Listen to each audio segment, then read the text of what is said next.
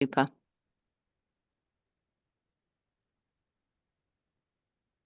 Okay.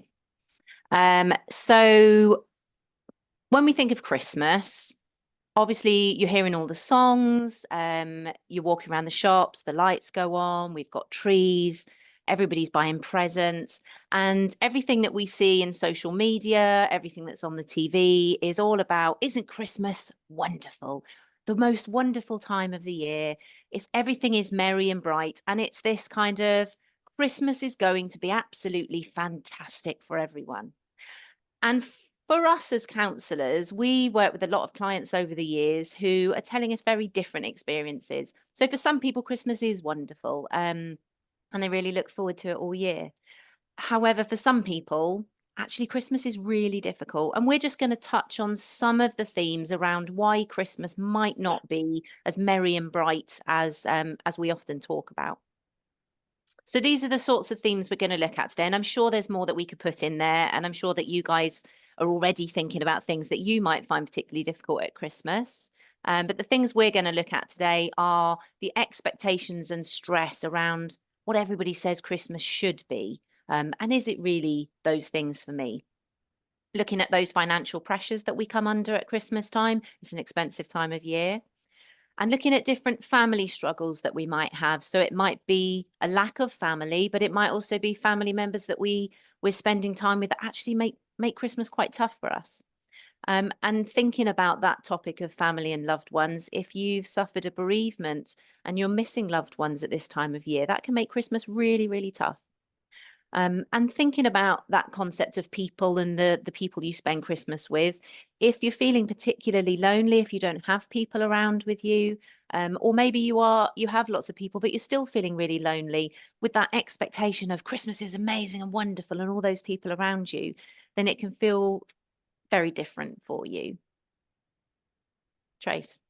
Thanks. So one of the things that we invite you to do is in the chat today is if you want to write down, when you think about Christmas, what comes up for you. So what words come up for you, what thoughts come up for you. And then what we'll do is we'll address them as the webinar continues this morning. So there's a piece of research been done by Stop, Breathe, Think, which shows that 2 out of 3 people, 3 young people, believe there is an increased pressure to feel happy at Christmas.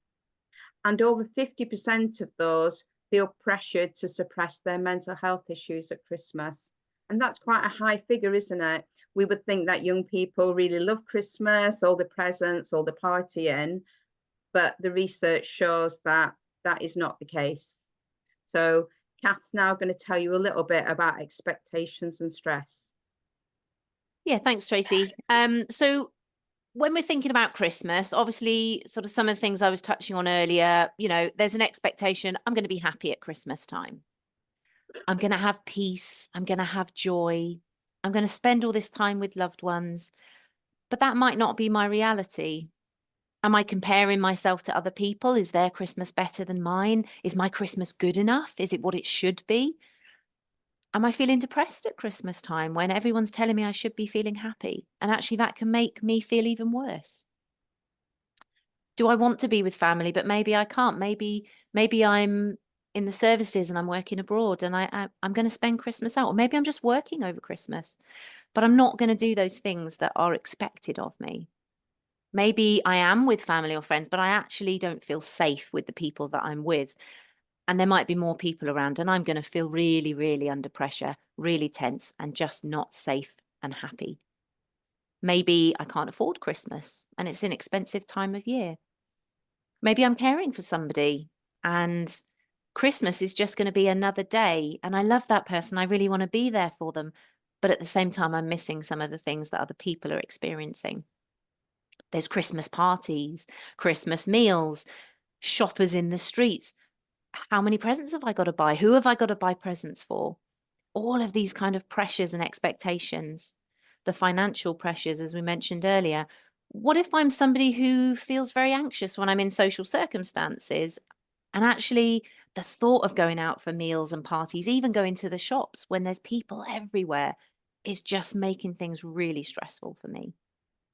what if I've got issues around food or alcohol? So for me personally, I've struggled with my weight being up and down, lots of body image issues that go along with that.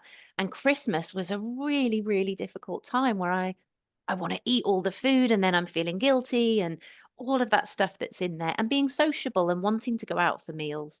It can put all these extra pressures on us. What if I'm neurodivergent and actually going out where there's more noise, more people, there's lights, it's busy? Actually, that might be really overwhelming for me. And it's not something that's going to be a pleasant experience.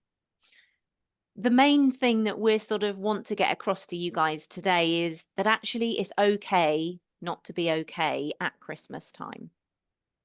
I'm just going to put some tips on here about coping with stress. Now, I know you guys have probably got loads more of these that you might come up with, and if anyone wants to share that in the chat, they can.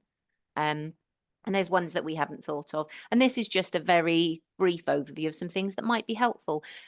But you get to choose what you do and who you spend time with at Christmas. It might be tricky to put those boundaries down, but actually you do have the freedom to make those choices.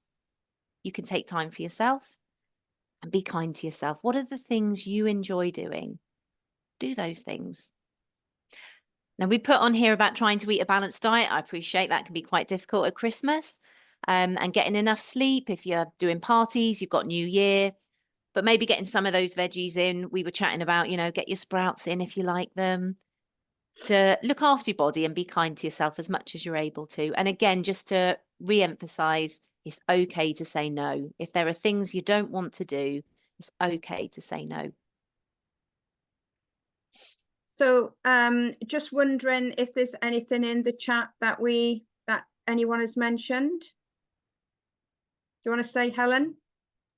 Yes. Hi. Yes. We have had a few things come through. Can you hear me okay? Yeah, we can. Yeah. Okay. So people have been saying, lots of people have been saying it means Christmas to them means family. But also there's Claire's shared, thank you, Claire, that she's having her first Christmas without her nan. So that's a tough time. Also people thinking, oh gosh, Andrew's thinking, oh gosh, not again. How do I get out of going home? Because actually he prefers to be with his friends who have really become his family. And also Christmas can feel quite a hectic time. Yes, it's with family, but you feel those additional pressures, no time to relax, Amy shares with us. And also G Parker here has popped on that Christmas is actually quite overwhelming and quite exhausting. There's the Trudy shared that often it requires splitting herself between two families and feeling like you have to be everywhere all at once. So I think, the recurring theme is that there's that kind of pressure to kind of a bit please everyone and not necessarily pleasing yourself. Yeah, that's great. And thank you for all your comments, because in fact, I feel like you've already read our slides, because we're going to be covering a lot of those comments that you've made today. So thank you. So what I'm going to talk a little bit about is family now. So, when we think of Christmas, we think of the songs, don't we? It's the most wonderful time of the year. I wish it could be Christmas every day. Well, to be honest, that sounds like a nightmare if Christmas was every day. Just think how overwhelming that would be. The reality is we feel we don't have enough money. We have to spend time with people we don't necessarily want to spend time with. And like someone said in the chat, they would rather spend it with their friends than their family. But there's that expectation, isn't there? There's an expectation at Christmas we should spend it with family. I remember as a child, I wasn't allowed to go out the house on Christmas Day because you had to spend it inside with your parents. And that was not a pleasant experience. So, it can be quite stressful over Christmas, spending time with family. You may be spending time with people you don't really want to spend with. You may have to split your time. So you may have to spend, your day could be just running around from place to place and not really having any downtime because you're just rushing. So it can be really overwhelming having to spend and have to do things that we're expected to do rather than things that we want to do. So we've got some tips that we can share with you. And like you say, you've got lots as well, I'm sure. So, can you choose not to go? Is it possible that you don't have to go and spend time with family? Is it possible you can stay at home and enjoy yourself with your friends? Can you go, but can you leave early? So could you say, I can stay for this amount of time? Is there somebody in your family that you do get on with, that you enjoy being with? So can you maybe spend most of your time with them? Can you tell them how you feel so they can be aware of how you're feeling and they can look out for you? Look after yourself before and after. So maybe spend a bit of time before practicing a bit of mindfulness, spending time on your own, enjoying that time. Can you take time out during the day? So can you go for a walk with maybe the person in the family that you get on well with? Can you do a bit of mindfulness? Can you just disappear for 10 minutes into the kitchen? Or as I was saying to Kath earlier, just lock yourself in the toilet for 10 minutes. Nobody's going to bother you there.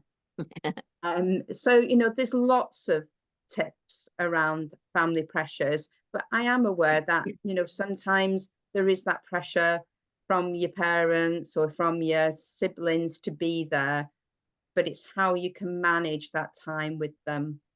And again, it's okay to say no. So I'm going to pass you back to Kathy, who's going to talk a little bit about financial pressures that we experience over Christmas. Yeah, so I sort of alluded to that a little bit earlier. Obviously, when you start thinking about Christmas, there's the obvious things like, well, I've got to buy presents. But what if I need to buy Christmas jumpers because there's a Christmas jumper day and I've got to do the party at work and the meal with my team. And then my friends want to go out and have a meal as well. And my family that I'm not spending Christmas Day with, well, I've got to go and meet them for a party as well. And it all adds up. Thinking about the amount of food that you have to buy. So it's not just, oh, I've got to get the turkey and all the trimmings, but I've got to get the cheese and crackers. And what are we going to eat the next day? Got to have all the snacks ready and all those, you know, the ginger biscuits and the mince pies and, or got to have the brandy cream and things like that. You can tell I don't like brandy cream. All of those extra bits. And what if you're the person who's hosting everyone and actually a lot of that food ends up falling to you? So you're not just buying for your own family and friends, but you're buying for everyone else who's coming over. If you've got people staying with you, then there's a consideration of what about the extra heating? If I've got Nan sat in the corner, well, she's going to need it at 28 degrees every single day, all day. And the cost of living at the moment and the heating prices are extortionate as they are.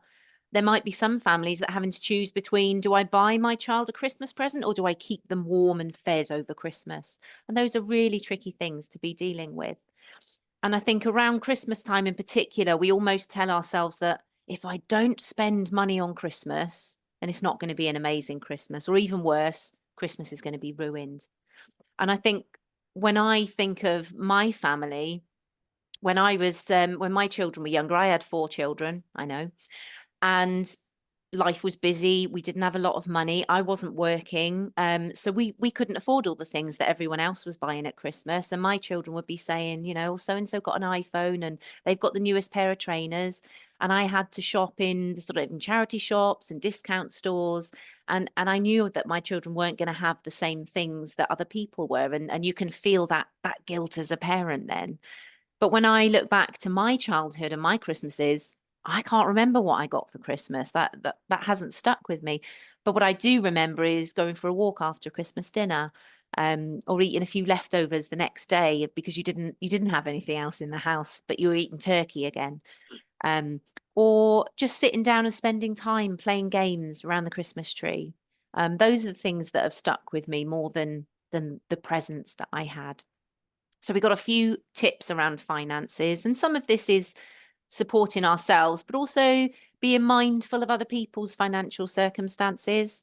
So if we're chatting about the parties we're going to, what we're buying people, actually it's being mindful that there might be other people who maybe have said no to the staff meal because actually they don't have the money for it. And they hike the prices up for anything around Christmas anyway. But also for ourselves, you get to decide what you spend your money on. So if you don't want to spend a fortune at Christmas on presents for everyone, maybe do a Secret Santa with a few people, maybe limit your budgets on how much you spend, but you get to make those choices. Look around. Can you buy the same thing from a charity shop? And being aware that loan sharks are out to get people at this time of year, and being wary of that, because they charge so much interest. But also, if you do need to borrow money to get through Christmas, is there a safer way? Is there a family member that is safe that you can trust with that? Or speak to your local bank or something like that. And if you're really struggling with debt management, there are organisations out there to help. So one example we've put is the National Debt Line. So you can contact them and get some support from them as well. Trace, you were going to tell us a little bit about your experience over Christmas last year. Yeah, and and again, somebody mentioned it in the chat that it's the first year that they've spent away, their nana's died. So last year, just before Christmas last year, my sister-in-law came to stay with her husband, and unfortunately she died that evening. And Christine loved Christmas. For her, she would start in July. All the presents would be bought by October, and she went to every Christmas fair. She just loved it. She, everything about Christmas she loved. And she'd brought our Christmas presents. So she'd come, she brought our Christmas presents. We hadn't done that. We were going to have to send hers in the post. And unfortunately, she died. And that was a really difficult time for us, because firstly, we had to deal with the grief. We had Christmas, we had a funeral in December. So for us, our Christmas was put on hold because we had the funeral to prepare for. It was a really difficult time. It was a difficult time to manage emotions, where everyone around us was happy and jolly and wanted to party. And I didn't want to do that. But equally, I didn't want to tell everybody that I'd experienced a bereavement. So for everyone else, they just thought I was a Grinch because I wasn't getting involved with Christmas activities. But I just wanted to be with my family, my immediate family, and to grieve. And what was really lovely on Christmas Day was opening that present that she'd bought for us. It was really emotional, but it was really nice as well. So I think for us to be aware that Christmas can be really difficult for those who are experiencing grief, but also those who have got anticipatory grief, people who are ill, people who are in hospital. It's just by being aware that other people are not experiencing the same Christmas as you. So yeah, I think you're going to show some slides now, Kath, on how you can consider coping with bereavement at Christmas. So, giving yourself permission to feel your emotions, because it is difficult.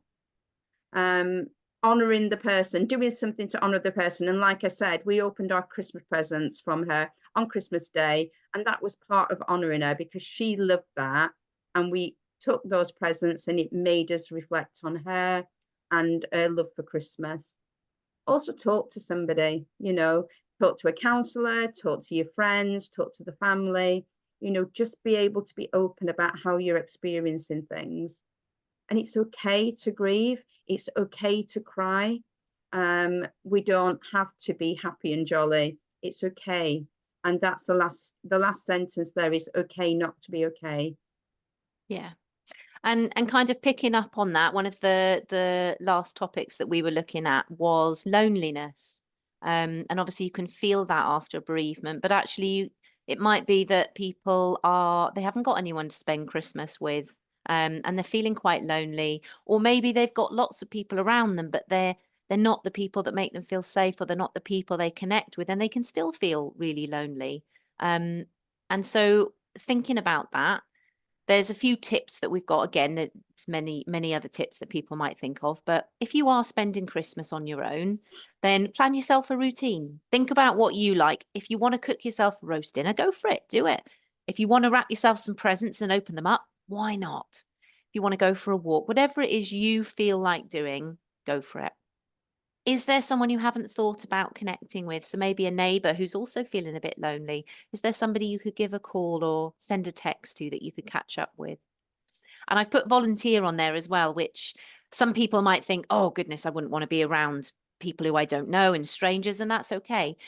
But if you are somebody who likes to be sociable, but you just don't have people around you at this time, then there's lots of organisations that are desperate for people to help them over Christmas because everybody else is staying home and doing their own thing. So it might be worth looking in and seeing what's available.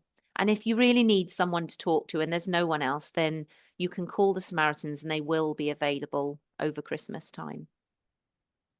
So this is like our formal kind of webinar has ended, but I'm just wondering, Kath, you know, if you could think of one thing that is most important for you, what would you say it is? I think it would be coming back to some of the things we've already touched on, which is it's your Christmas. You get to decide what you want to do. You get to decide how you spend your money, who you're with, and what Christmas looks like and what is important for you. And it's giving yourself the freedom and the permission to look after yourself and do what is best for you at Christmas.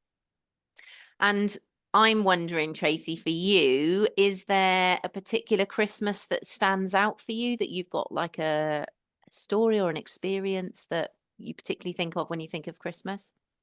Yeah, I think what is really interesting is it's about having a Christmas that wasn't a normal Christmas. So making the best of a Christmas. So my son was staying with his dad one Christmas, and I'd started the week feeling really sad that I wasn't with my son and that it wouldn't be a playful Christmas. And I was, rather than feeling down, I thought, what can I do? And I said, I know what I'll do. I said to my partner, I want to decorate the kitchen. And he looked at me strangely, but also realized that, you know, we don't have to do the normal things at Christmas. We can do things that we want to do that are important to us. So we spent the day painting the kitchen. And at the end of the day, we had something like beans on toast, but of course, a glass of wine to go with that. And then the next morning, waking up and the kitchen's all lovely and clean and tidy. It just was something special. It was a bit random, but it was something that I chose to do. I could have tried to have a normal Christmas without my son and miss him, but I did something which was positive, and it was you know, it's definitely a story to tell, isn't it? Yeah, yeah. And I just put up our slide here about people, if they want to reach out, who's available over Christmas, if you just want to let people know a bit about that, Trace. Yeah. So as Kath said previously, you know, people can call the Samaritans. You can call your GP out of hours service or the NHS 111 number. Call are available and you can contact them. But also Platfform Wellbeing are offering assessments over the Christmas period. So, but we've realised that people need support during Christmas and New Year. So what we've done is we're going to be open on the 27th, 28th and the 29th online for assessments. So yeah, so now it's over to you. Any questions, any thoughts? Yes, please. Thank you both, Katherine and Tracey, for that. I think there were some really great tips in there. But yeah, just opening it up to the people that are attending today. Is there any questions you have for either Katherine or Tracey regarding coping at Christmas? Do pop them into the chat or pop your hand up, and we'll come to you. But while we're waiting for questions to come through, perhaps I can ask a question if I may. So I guess really, I suppose it's a bit of a sum up question, but let's start with you, Kath. Is there was one single thing that you would recommend to safeguard your well-being at Christmas time? What would you think it would be? So I'm quite a sociable person, so I like all the hustle and bustle of Christmas. That's quite fun for me. But I can get to a point where I'm like, right, that's enough now. I haven't had enough space for myself, and I call it my space to breathe. And sometimes it's difficult to just go, I'm just going out, I'm going away, or I'm going to my room, because people will ask, where are you? What are you doing? So and I think Tracey alluded to it earlier, but I will literally go to the toilet and lock the door, even if I don't need to go. I will lock myself in the toilet for like half an hour. Usually I'll take my phone, I'll do something really mind numbing, just to have that, like, this is just me. I don't need to think about anything. I don't need to do anything. I can just chill. And I kind of have that as my, okay, I need some toilet time now. And Yeah, how about and you, Tracey? well, Christmas, I always make sure that the first part of the day is I'm very quiet. So I really enjoy Christmas morning because I spend a lot of time just relaxing, preparing. So, you know, because I know the hustle and bustle from lunchtime onwards can be quite busy. So I always make sure that in the mornings I preserve that time. So we might get invited to go and stay somewhere, but we'll always say no if it's Christmas Eve into Christmas Day, because that morning is really important. So I safeguard that time just for me and my partner. Yeah, no, I think that sounds great. I'm just jumping across to the chat now because we have had a couple of comments come through. So one question that's come through from Claire is how is so they've lost their nan this year and her mum's mum. How can she help her mum get through that first Christmas without her mum and without Claire's nan? She said her mum isn't coping well in general and is dreading the day as she doesn't want to spend all day crying, which is what she's anticipating is going to happen. So what would you suggest would be some good things to help her mum out at this time and support her? Either Kath or Trace, Do you want to in. take that one, Tracey? Because you've Yeah. sort of shared a bit of your own personal experience with it. So I think with me, the way I managed that day was to notice that it's okay to be sad. I think for me, the anticipation of the day and opening that present, for me, it was really anxiety provoking because I kept thinking, I'm going to have to open that present and I'm going to be really sad and I'm going to be really upset.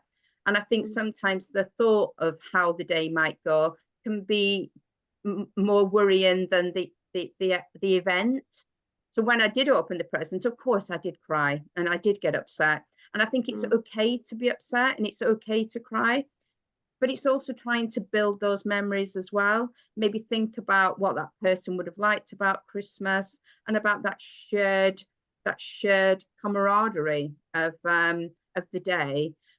It's really difficult. It's and I think it's so individual is grief. It's not easy to say what will fit for one person will fit for another. And I think what I would say is maybe talk to your mum, talk to family members, and just see what they need from each other to be able to commemorate that day. Just spending time thinking about that person can be really helpful. I do know somebody who put a space still at the dinner table for the person who died and put a few memory things at the table. So that person was still part of that day. Yeah. And I worked with somebody that had experienced a loss. I think it was on Christmas Eve, the person had actually passed away. And the following Christmas, they got a special bauble made with that person's name, possibly a photograph, I can't remember. But they deliberately bought that and hung it on the tree to remember. And I suppose like what Tracey's saying, it's being okay with the sadness, because it is sad and it's okay to feel sad. But there are things you can do as well that are that kind of bittersweet, as Tracey said, about like opening the present. But finding things that connect with that person to remember them, whether that makes you smile, laugh, cry, scream, whatever it is, that's okay. Yeah. And there's a few people have added some suggestions also on the chat. So they've said Pauline has suggested a memory box and also just doing some kind of Christmas ritual that remembers that person. But Claire has said, thank you. She said she's going to put a photo of her nan on the table, which will help when they celebrate Christmas to think of her. And just seeing if there's anything else that's come through. Trudy's shared that until the day she passed, my nan displayed the last Christmas card she had from my grandpa before he passed away. Every Christmas she displayed that, so that's a lovely way of commemorating him. But mindfulness, someone has suggested, is a good option to do. And also you did mention, I think, volunteering. Pauline has suggested that sometimes it can help, helping out at a food bank or a charity can help with meeting people, and also that giving to others can really help with that loneliness. So yeah, I mean, all great tips and nice suggestions of things to do. So I think I think that that's us for today. I think we're winding up, but thank you so much, Tracey and Katherine, for that, and also thank you everyone that that came and joined us for this webinar today. We do these webinars in the new year. They'll be on a bi-monthly basis. So I believe the next one is on the 26th of January, which is a webinar around anxiety. So do sign up for that. There'll be details coming through for the next sign-ups details to get on board with the webinar. But yeah, other than that, I think we shall wish you all well and Merry Christmas. And yeah, thank you for joining us. Thank Bye-bye. you. Bye-bye.